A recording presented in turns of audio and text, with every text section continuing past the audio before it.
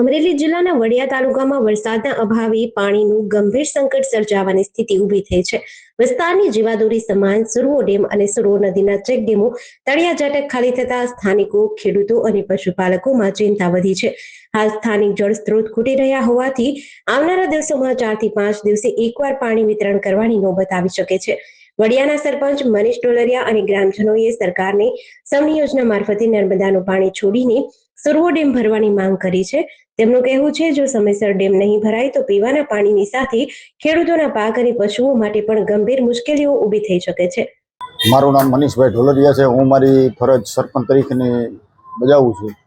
વડિયાની અંદર અત્યારે આપણે 4 દિવસે પાણી આપીએ છીએ અને વડિયાનો ડેમ જે રિપેરિંગ કરવા માટે ખાલી કરવામાં આવ્યો હતો, તો સરકારશ્રીને એક મારી અપીલ છે કે સૌની યોજનાથી આ ડેમ ભરવામાં આવે તો લોકોને વડિયા ગામની અંદર માલઢોર એટલા છે, 16 થી 17 હજાર ગાયો છે, ઘેટા બકરા છે, 3 મોટી ગૌશાળા આવેલી છે, તેમાંય પણ માલઢોર એવડું છે. એટલે વડિયાની અંદર પાણી જે બોર કરેલા હતા ત્યારે પાણી એમાં વયું ગયું છે.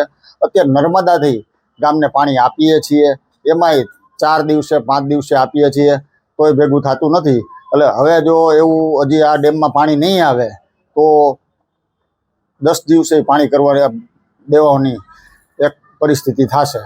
અને વડિયાની અંદર સૌની યોજનાથી જો આ ડેમ ભરાય તો ખેડૂતોને પણ ફાયદો થાય એવું છે. જેણે વાવેતર કર્યું છે એમને પણ અત્યારે પાણી છે નહીં, એના કૂવા બોરમાં પાણી વયું ગયું છે. તો લોકો ખેડૂતો એટલા પરેશાન છે. અને જો આ સૌની યોજનાથી આ ડેમ ભરવામાં આવે તો ખેડૂતોને પણ ફાયદો થાય અને ગામને પીવાલાયક પાણી મળે અને માલધારીઓને પણ એક પ્રોત્સાહન મળે એવું મારી એક સરકારશ્રીને અપીલ છે. જેડીસી ન્યૂઝ સાથે મૌલિક દોશી, અમરેલી.